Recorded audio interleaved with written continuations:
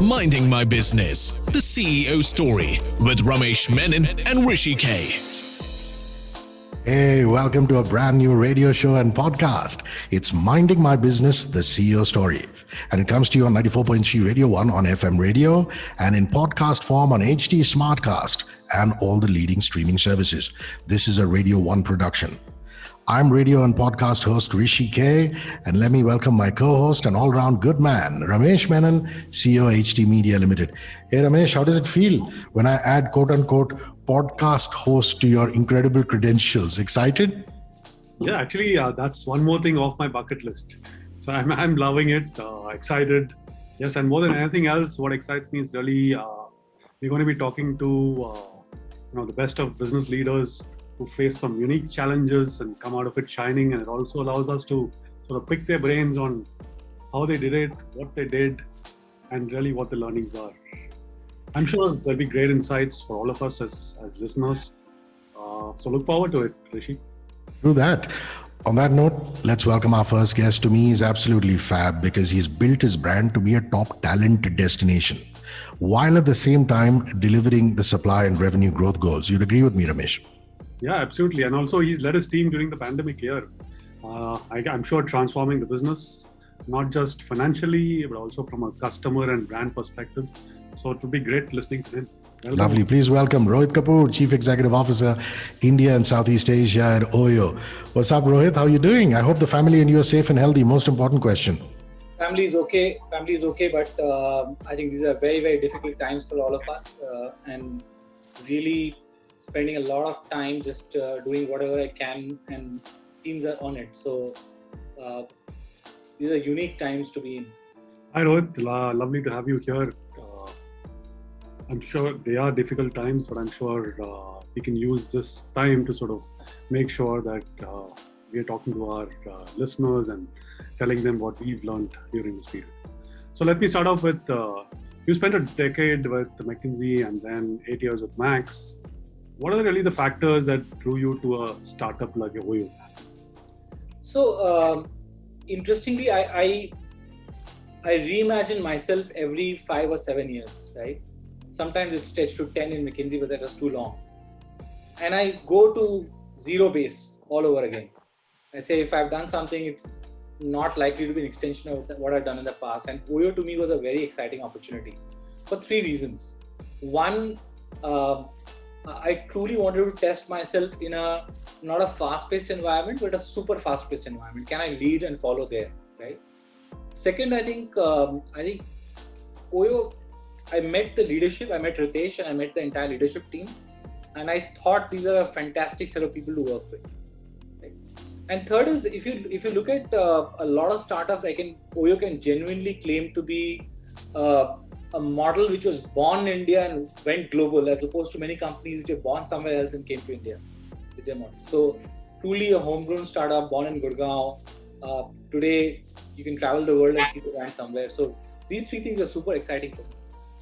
I buy that, and but what is of particular interest is from hospitality to co-living. I mean, the CEO story also talks about the road or the path that you've traversed to become CEO, and in that aspect, that phase, OYO did the full wingspan, didn't it? Co-living in particular. What is so attractive about this space, Rohit? So so one fact about myself, I consider myself to be a true generalist, right? I have in my career worked in 15 or 16 industries, either worked in directly or consulted for them. So I genuinely am different in that sense, and I enjoy it that way. But coming to the space, 3 things are very exciting. One is, forget about what is happening right now, but travel experiences overall are a big theme in everybody's life. Travel is a huge category. So is housing or any form of accommodation in India. So we are in a short-term blip for like a year or so in terms of macro dynamics, but these are very large categories. You can build large businesses, and I enjoy categories where you have the potential of creating truly large businesses on the back of product and technology. I understand the affordability, convenience, etc. of co-living spaces. But in your experience, are young professionals, students, and sometimes even young married couples renting from OYO Life, or Are they willing to forego conveniences like larger space or more private space for what you have to offer? Look, I think my one realization in life has been never imagine yourself to be a customer, right? It's the biggest mistake we make. There are, I think, 40 or 50 million people who move cities in India every year, either for studying or for their first job or second jobs, right? So if you imagine that person who's coming from Allahabad to Bangalore, first time stepping out of the house, can they pay 10 months rent as deposit? No, their parents can't afford it, they can't afford it, they're in the first job. Do they want to be in the center of the city? Yes. Do they want affordable accommodation? Yes. So I think the needs that they have and the price point that they wanted is a huge market, much, much bigger than many markets that we are familiar with. You're so right. I mean, my biggest dread as a bachelor years ago was the deposit amount that landlords are going to ask of me. And, there used to be minor panic attacks of entering those meetings with the broker saying, boss, deposit kitna mangega?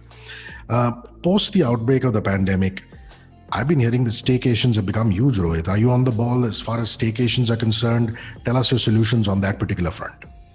So you're absolutely right, Hrishi. What we saw was across markets, so Delhi, Jakarta, Kuala Lumpur, many markets, we saw in-city demand go up significantly. So let's say if the proportion was X of people who are in-city staying in the same city, that went up by like 40-50% in many cities. The reason is simple. One, people were a little hesitant to travel out to long distances. Second is, I think budget and economic value hotels are escape for many people out of very complex space problems. So imagine a couple living in a joint family, just wanting 2-3 days, to themselves, right? Or, we have so many use cases of, not in these times, but prior to the pandemic, of students wanting to watch a football match and they'll book a OYO in Bangalore to watch a football match for a few hours. So we also have a product called Power Break where you can use a OYO for 6 hours, right?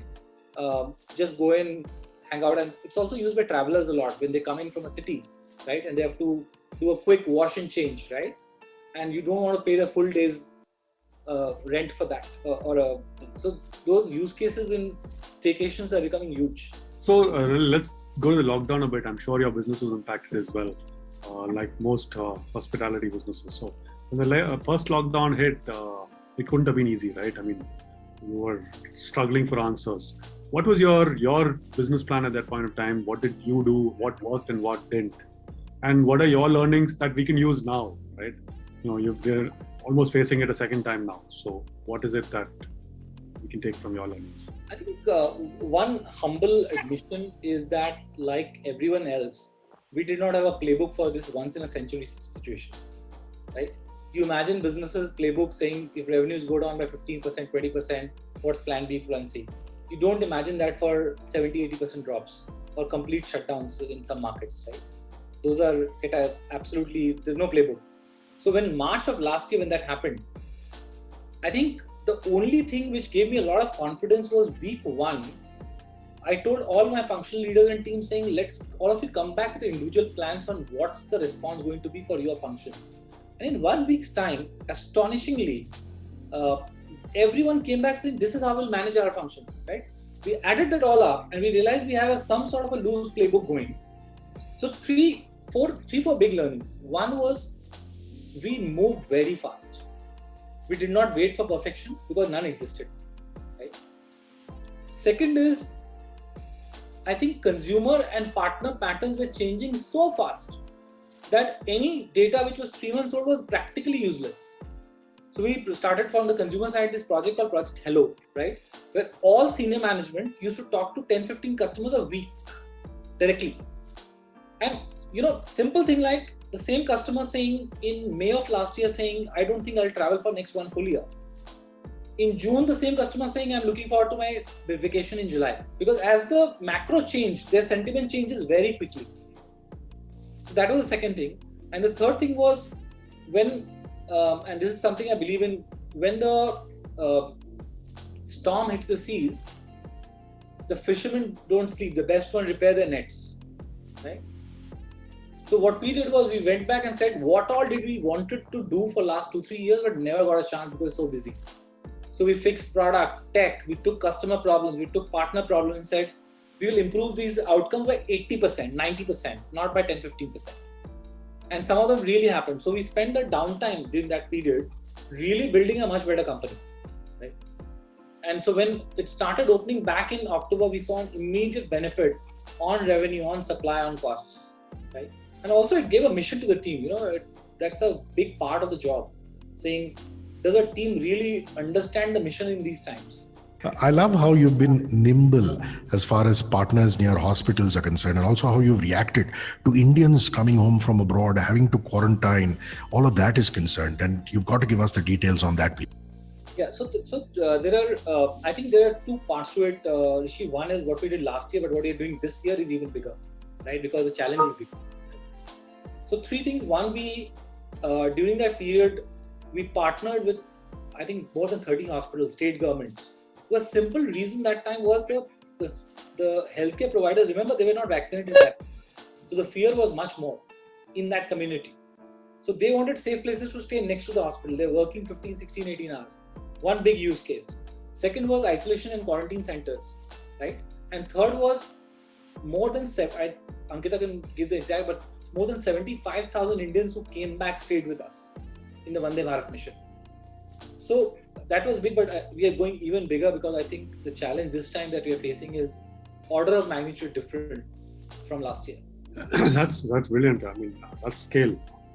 You're big on tech. You just told us at the beginning of this conversation, and I'm sure your organization has really, upped its game on tech in the last year. You said, right? What's it that you've been working on?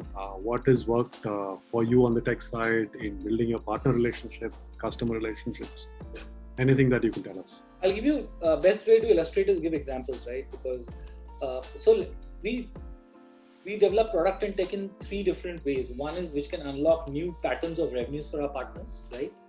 Second is can solve their biggest problems. And third is on the consumer side, whatever is the opportunities and challenges they have, can we use product tech to solve it in a big way? So let me use a couple of examples. As a tech product platform, we actually manage the pricing for all our hotels through machine learning and algos. Now what happens is that works 90% of the time or 80% of the time very, very well, much smarter than me and you can price it based on intuition or local data. But let's say there is snowfall in Shimla and suddenly there's demand surge there in normal times. Now the local partner notices that much faster and they modulate prices accordingly. And a constant request was, can we manage some of this pricing?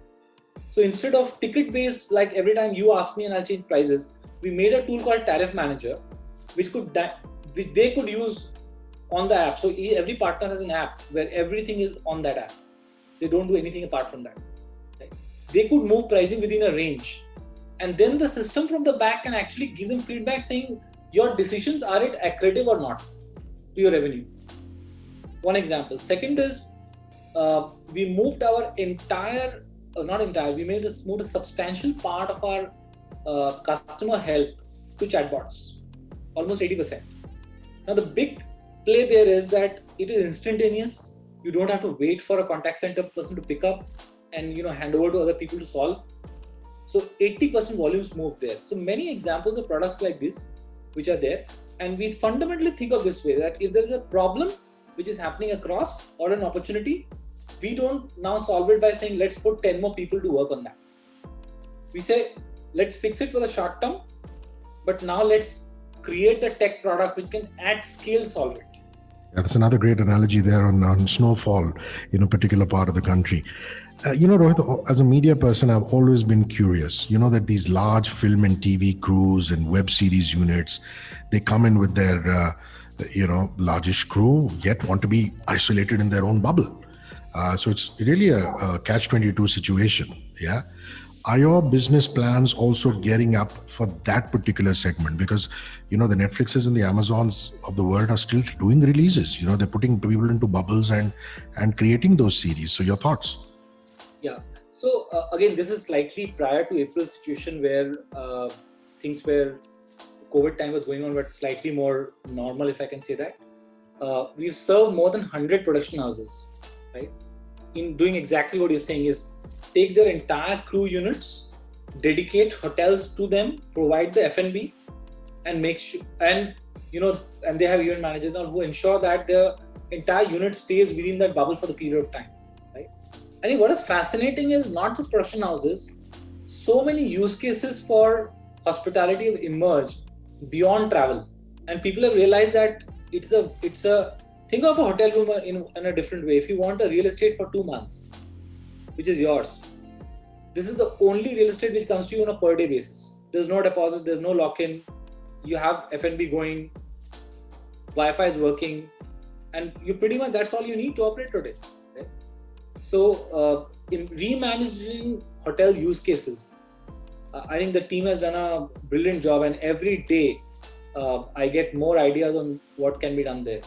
That really takes us to people, right? I mean, they are the ones beyond the tech. They are the ones who are running the business and sort of, making all of this happen and giving you the insights and giving you the feedback from the ground. So, what kind of people do you look for, and what's the kind of talent that you recruit in OYO? I think we look for 2 or 3 things. One is significant amount of resilience. When something hits you, do you get phased or do you take charge? Right. Second is huge amounts of ability to influence and work with people around you. There's absolutely no solo heroes in the company. There can't be. It just doesn't work like that. Right. And third is what I call solid first principle thinking.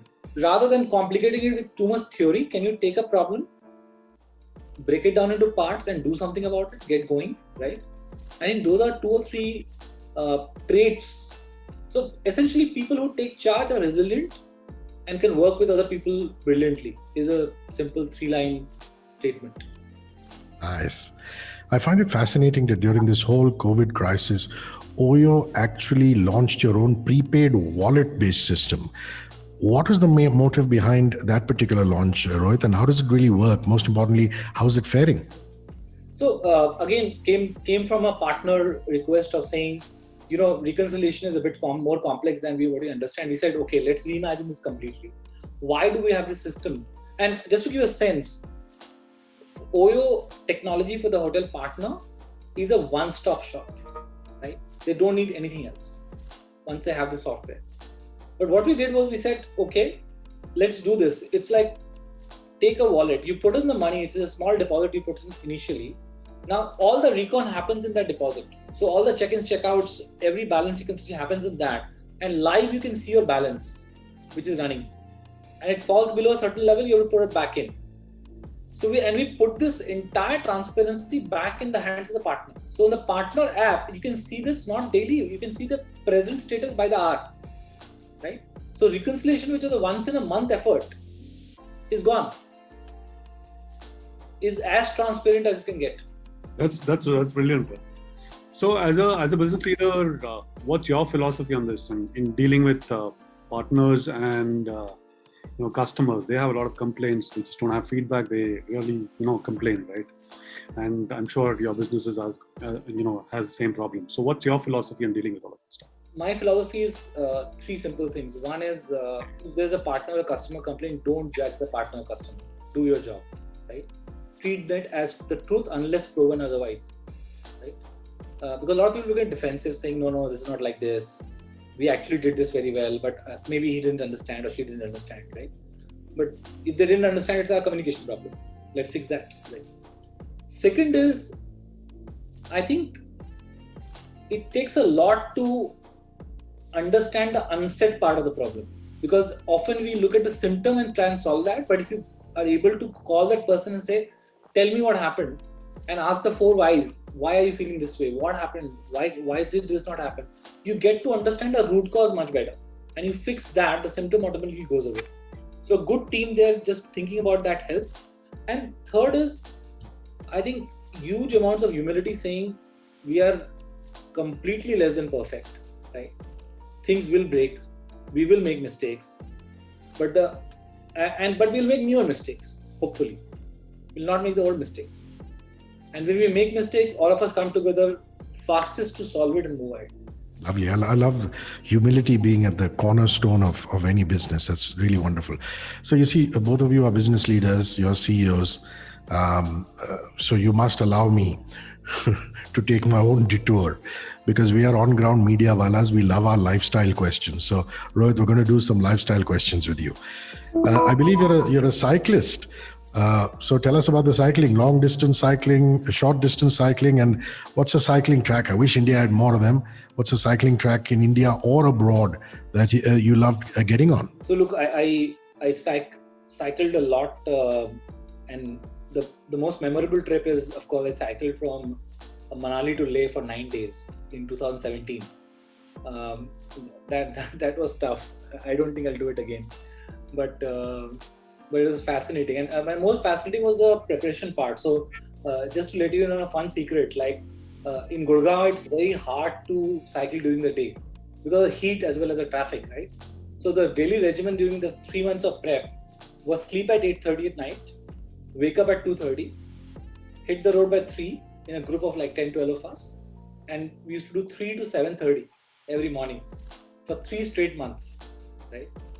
And then take a shower and hit the office. So I think more than the Ladakh trip, which I remember vividly, I think I do take inspiration from that prep period. And it was not I'm not the types who will do all this. There was a very good friend and sort of a motivator who will call at 2:15 to make sure we are up and, shake us up every day to do this. So you need somebody like that in your life. That's really inspiring. I mean, I'm sure you also have a lot of business leaders you're inspired by, right? Your friend, of course, but others who have motivated you with their words or whatever else. If I had to think beyond OYO, I think the one person I really, really admire is Uday Kotak, right? I think if you look at what he's built over time as a fantastic value-led franchise, right? And more importantly, I've had the good fortune of knowing some of his leaders in the team who work directly with Uday. And every time I met them or spoke to them, I felt they owned the company. Like Uday is there, but they also own the company, right? And that feeling after so many years of being in the organization is truly unique. So if any leader has been able to create that kind of camaraderie, I think that says a lot about the leader. Nice. Tell us about your family life. What are things that you and your kids like to do together in your time off? Time off I think time in is a better concept nowadays. Like you have to squeeze time in rather than take time off all the time. So both kids are golfers. So that's my son actually at the back, and daughter also plays. So daughter actually has played at the international level. She played the World Championship, US Kids. So I caddied for them many years. So I traveled the world caddying for my kids, and I think that's great bonding. It's great fun. Oh, that's fabulous. I'd love to caddy for my son someday. But wife is a horticulturist. She runs her own gardening business. So I think she uses me as part-time labor. And the privilege I have is like watering her plants or carrying pots to her client site, and I have done like stuff like that very often. Brilliant. What about a book that's or books that have had great impact on you? Many. I think Fountainhead is one of them. I think the style of writing where each character is almost penciled out so beautifully that you can imagine that character if you close your eyes, right? And Ayn Rand had that amazing ability. But more recent, I think not so recent, but Freedom at Midnight. I think Dominic Lapierre has a unique ability to mix some kind of fiction rooted in history of the times. And many of his books like O Jerusalem, that genre is very fascinating. The thing about the Fountainhead is that if you read it every few years, your perspective on the characters change. What you thought of Howard Roark 5 years ago is different from what you think of him now. Likewise for Dominique or any of the other characters. So it's really a fantastic book in that aspect. I'm sure you'd agree with me. What kind of music do you listen to, Rohit? What's on your playlist? Any music concert that you went to during your student days or now recently when things were normal that you really enjoyed? Love Sufi, right? I love Faiz's Hum Dekhenge is my favorite song. I think, and probably very relevant for the times. Yeah, and a sport other than golf, I must say, that you love, a favorite player in any sport that you like. I will say Tendulkar, and let me add why, right? Because there's so many contenders to that. Right? I think he came at a time when there was not much hope in Indian sport, and he alone provided us hope for close to a decade, right? Which is very hard for people to appreciate now, and they say that, oh, he did not win so many matches for us, etc. But if you remember the time he operated and the kind of batting he had with in front of him and behind him, and he kept his composure as a human being for 2 decades after coming as a 16-year-old. That's fascinating. True that. My last question, our last question has got to be your favorite vacation spot and why you love going there. New Zealand is amazing, but and why I love it, I think it's almost an amalgamation of Scotland, Switzerland, and all the other beautiful places you've seen in one place, right? All together. But in India, I think one thing which happened from last, I've traveled about 15,000 kilometers by road in India, and I've rediscovered India in the last year, more than probably I had in the last 5-10 years. And Madhya Pradesh to me was a big revelation. There's some beautiful places. Rohit, we can't thank you enough for being on Minding My Business, the CEO story, and really patiently and sportingly answering all our queries. Thank you for having me. Some of the stuff that you talked about, the insights that you gave us, I'm sure they'll linger on, and the people who listen to us will love it as well. Thank you, Rohit. Thank you, and stay safe, everyone. Stay safe. So Ramesh, I've got to say that you've made quite a smashing debut as a radio and podcast host. How are you feeling? I've loved it, and I'm glad that I'm giving you guys some competition. I mean, people like you, I've always, you have made it out as if it's a very difficult job to do. Now I realize it's not that difficult a job. I've never been. No, I can't wait for next week and our next business leader. Till then, stay healthy, stay safe, all you guys, and make sure you keep listening to some great radio and podcasts on Minding My Business. Thank you, Rohit. Yeah, Minding My Business, the CEO story shall be back with another captain of the industry who's pushed the envelope. Remember, you can catch us on 94.3 Radio 1 on FM radio and on HD Smartcast in podcast form over all major streaming platforms. This is a Radio 1 production. So till next week, it's bye from me, Hrishi K. 94.3 Radio 1. One world, your station.